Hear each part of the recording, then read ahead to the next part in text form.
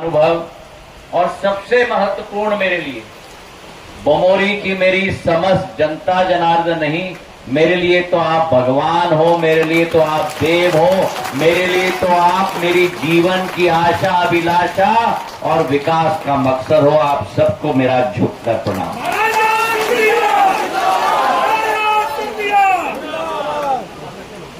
मैं कैसे कहूं, मैं क्या कहूं। बड़ी आशा और अभिलाषा के साथ आपके बीच में मैं आया था। आपके आशीर्वाद के लिए मन में एक ज्वालामुखी तड़प रही थी और जो 7 मई को बमोरी के एक एक गांव, एक एक वार्ड, एक एक नागरिक ने इस भाई को, इस बेटे को जो आशीर्वाद प्रदान किया, मैं निःशब्द हूं आप सबके सामने। मेरे सभी मैं कहता हूं ना, मतदाता मेरे भगवान तुल्य, मेरे दातागण के सामने ज्योतिरादित्य सिंधिया निःशब्द। जो आशीर्वाद बमोरी की जनता ने प्रदान की, साधारण तौर पर विधायक को चुना जाता है,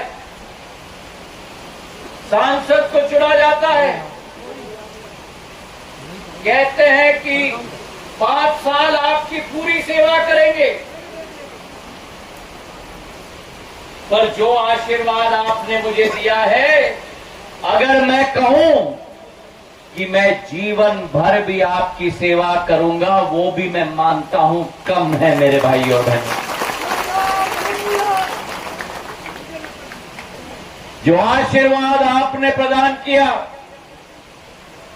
बमोरी के एक एक नागरिक ने छप्पर फाड़ कर आशीर्वाद प्रदान किया। जैसे अभी इंद्र देवता आशीर्वाद प्रदान कर रहे हैं मेरे एक एक अन्नदाता को अपने आशीर्वाद के साथ, वैसा ही आशीर्वाद आपने सेवक को प्रदान किया मेरे भाई और बहन। मैं अगर आपसे पूछूं अभी कि इस इंद्र देवता का आशीर्वाद कि एक एक बूंद को आप गिनो, तो क्या संभव है? संभव है? और वैसे ही जो आपने आशीर्वाद दिया, वोट की तो गिनती होती है। 86,000 का मार्जिन बमोरी में, 5.5 लाख का मार्जिन करीब करीब पूरे गुना, शिवपुरी और अशोकनगर को मिलाकर गणित तो हो जाती है, पर ये लेखा जोखी की गणित होती है। आपका प्यार का तो कोई गणित ही नहीं है मेरे भाई और बहन। और इसलिए मैं निःशब्द हूं। मैंने सदैव कहा है, ये मेरा संसदीय क्षेत्र नहीं केवल, आप केवल मेरे मतदाता केवल नहीं, आप मेरे परिवार के सदस्य हो। और इसलिए आज इस मंच से मैं ऐलान करता हूं, इंद्र देवता के आशीर्वाद के पहले पूरे क्षेत्र में बड़ा उमस का वातावरण था। तापमान तो 42-43 डिग्री था, और पसीना ऐसा छूट रहा था जैसे कि तापमान 60 डिग्री का हो। सही है कि नहीं? जहां आपका एक एक बूंद पसीना का टपका है, अगर आपको किसी भी समय में मेरे पसीने की जरूरत नहीं, लेकिन मेरी खून की जरूरत हो, तो वो खून भी एक एक बूंद आपके लिए हाजिर है मेरे भाइयों। जो एक नया कीर्तिमान, और मैं धन्यवाद अर्पित करना चाहता हूं उस मंच पर बैठे हुए एक एक, खड़े हुए एक एक सेनापति को, क्षेत्र के हमारे सेनापति, बाहर से आने वाले जो मेरे साथ दिल के साथ जुड़े हुए लोग, जिन्होंने अपना पूरा समय दिया, एक एक मेरे सर सेनापतियों को, मेरे मतदाताओं को मैं दिल के गहराइयों से धन्यवाद अर्पित करना चाहता हूं। ये जीत केवल बमोरी विधानसभा की जीत नहीं है, ये जीत केवल गुना संसदीय क्षेत्र की जीत नहीं है, ये जीत यहां बैठे हुए एक एक सर सेनापति की जीत नहीं है, ये जीत आपकी जीत है। ये जीत एक एक कार्यकर्ता की मेहनत और लगन की जीत है, ये जीत सत्य की जीत है। और इसलिए कहा जाता है कि सत्य परेशान हो सकता है लेकिन सत्य पराजित कभी नहीं हो सकता। और आज इस मंच से मैं आपको तो धन्यवाद दे रहा हूं, मैं गुना की जनता को धन्यवाद दे रहा हूं, अशोकनगर शिवपुरी की जनता को धन्यवाद दे रहा हूं। और धन्यवाद इसलिए दे रहा हूं क्योंकि आपने गुना के किले पर, बमोरी के किले पर, मैंने सदैव कहा है कि मेरे मतदान केंद्र नहीं हैं, मेरे एक एक किले हैं। जैसे छत्रपति शिवाजी महाराज के 350 किले होते थे, वैसे बमोरी में भी कुल मिलाकर 250 किले थे हमारे। और एक एक किले पर आपने मिलकर भगवा झंडा गाड़ के रख दिया मेरे भाई और बहनों। और पूरे संसदीय क्षेत्र के 2185 किलो पर मेरी क्षेत्र की जनता ने भगवा झंडा गाड़ के रखकर पूरे राष्ट्र पटल पर कीर्तिमान स्थापित कर दिया।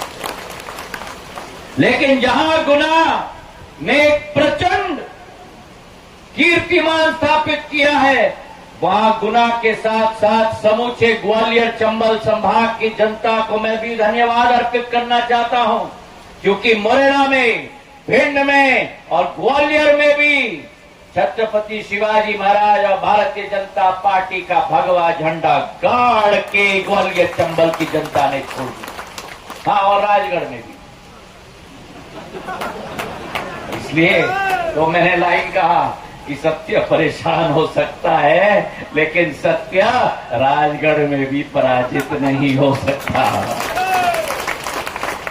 और जहां 4-5 सीटें हमारी डिवीजन की, वहां मध्य प्रदेश की समस्त 9.5 करोड़ जनता को भी मैं झुककर नतमस्तक होता हूं, क्योंकि 29 नॉट आउट, अभी वर्ल्ड कप हुआ ना, 29 और उधर 0, उस तरफ से बाउंसर आए, गुगली आए, लेकिन मध्य प्रदेश की जनता ने तो हर बॉल पे छक्का मार दिया। अभी हमारी वर्ल्ड कप की टीम वापस आई है विजयश्री प्राप्त होकर, और 29 के 29 आपके मध्य प्रदेश के भारतीय जनता पार्टी के खिलाड़ी भी अपना वर्ल्ड कप आपके आशीर्वाद से जीत के आ चुके हैं मेरे भाई और बहनों। और इसलिए कहा जाता है मध्य प्रदेश के मन में मोदी और मोदी के मन में भी एमपी है मेरे भाई और बहनों। और इसलिए बिल्कुल सही है, कोई तो नारा लगा रहा है, तालियों की गड़गड़ाहट लगाओ अपने आप के लिए। ये साबित कर दिया, इतिहास रच दिया इस बार देश के अंदर। आजादी के 75 वर्षों में देश में ये पहली बार हुआ है, क्योंकि जो पहला चुनाव हुआ था 1952 में, उसको वो तो आजादी के बाद पहला चुनाव, ना पक्ष था ना विपक्ष था। ये पहली बार देश में आजादी के बाद नेहरू जी की सरकार के बाद पहली बार देश में, तीसरी बार उसी व्यक्तित्व को देश की जनता ने चुना है प्रधानमंत्री नरेंद्र मोदी जी के रूप में इस देश को आगे बढ़ाने के लिए। मेरे भारत भाइयों और बहनों, 3 बार चुनाव जीते हैं और पूर्ण बहुमत के साथ एनडीए की सरकार तीसरी बार बनी है। और जहां प्रधानमंत्री नरेंद्र मोदी जी ने संकल्प लिया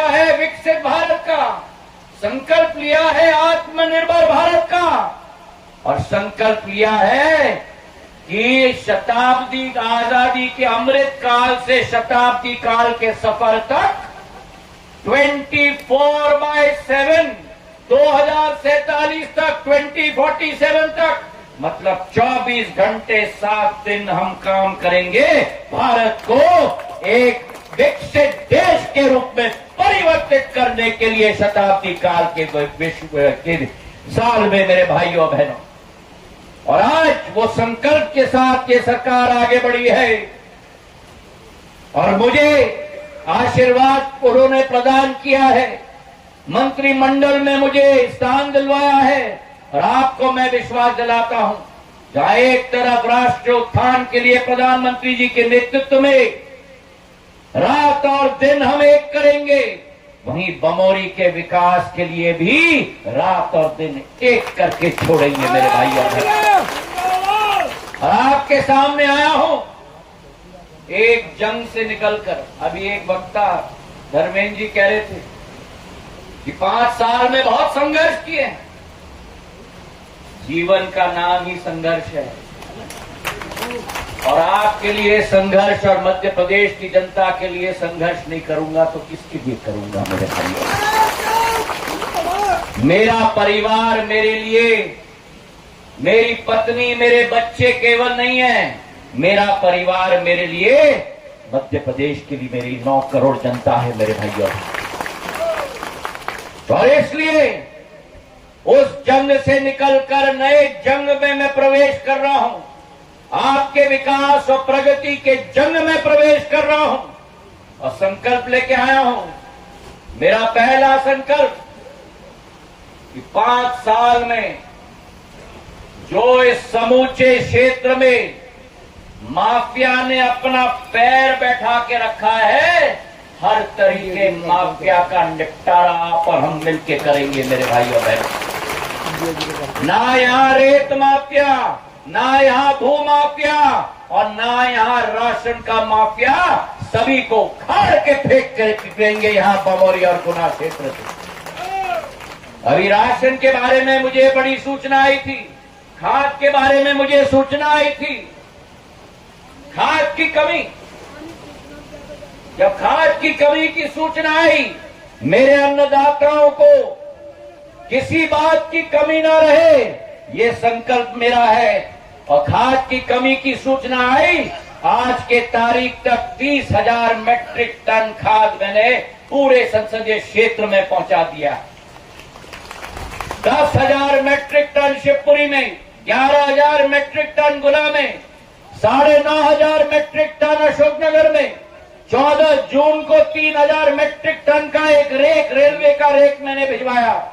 20 जून को 3,000 अतिरिक्त मेट्रिक टन का, और अभी 3 दिन पहले 2,000 मेट्रिक टन का एक और रेक मैंने भिजवाया है। 15 तारीख तक एक और रेक 3,000 मेट्रिक टन का मैं आप लोगों के लिए भिजवाऊंगा। और जो खाद का वितरण हो रहा था, उसमें भी घोटाला के ऊपर घोटाला। मैंने प्रशासन को निर्देश दिए कि कोई और स्रोत से खाद का वितरण नहीं होगा, केवल सोसाइटी के आधार होगा, और किसी ने अगर कालाबाजारी की है तो छापा मार के जेल के सलाखों के पीछे डालो। मेरे किसानों का खाद और उसके ऊपर माफिया का राज। अब गुना शिवपुरी में किसानों का राज होगा और माफिया का समापन होगा। मेरे भाइयों, तो चाहे माफिया राज का समापन हो आपके अधोसंरचना के लिए, चाहे तालाबों की जरूरत हो, वाल्टोरिया और हमारा पनेठी की तालाब को तो मंजूरी हमने दे दी है।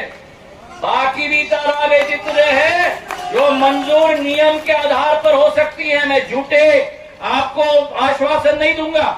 नियम के अनुसार जो मंजूर हो सकते हैं एक एक को मैं कराऊंगा आपके लिए। ये वो बामोरी है जिस बामोरी को सिंधिया परिवार ने तालाबों की श्रृंखला के आधार पर बसाया है। चाहे वाडिया नाला हो, भैंसा टोरी हो, सिलावटी हो, एक एक तालाब यहाँ सिंधिया परिवार ने बनाया है। तो अगर सिंधिया परिवार का वंशज खड़ा है और कुछ बने या न बने, आपके तालाब बना के मैं आपको आपके सड़क, आपके वोल्टेज, आपके डीपी, आपका ट्रांसफार्मर, आपका सबस्टेशन, कोई भी अधोसंरचना की कमी होगी, मेरे पास आना, मैं आपके लिए बनाऊंगा। और तीसरा मेरी प्राथमिकता मेरी आदिवासी समाज,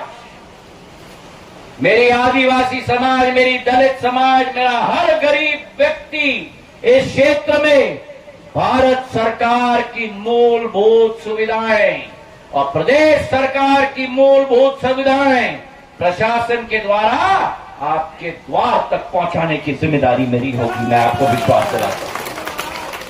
मैंने कह दिया है गायत्री जी को, हमारे आदिवासी समाज के सभी सेनापतियों को, सब बैठे हैं, मोहन बारेला यहां बैठे हैं, हमारे सर सेनापति मंडल अध्यक्ष ने, सर सेनापति, एक एक मेरा आदिवासी समाज का कार्यकर्ता बैठा है। आगे बढ़ो, मैं आपके साथ हूं और आपको विकास और प्रगति के पथ पर ले जाने का संकल्प के साथ हम आगे बढ़ेंगे। जिस प्रधानमंत्री ने आदिवासियों के नाम पर हमारे देश के गौरव के स्मृति में 15 नवंबर आदिवासी दिवस बनाया गया, हमारी रानी दुर्गावती के नाम पर उनकी पूर्ण जन्मस्थली को नया रूप दिया जा रहा है। आपका सेवक भी हमारे आदिवासी समाज को आगे बढ़ाने के लिए निरंतर प्रयास करेगा, ये विश्वास मैं आपको दिलाता हूं।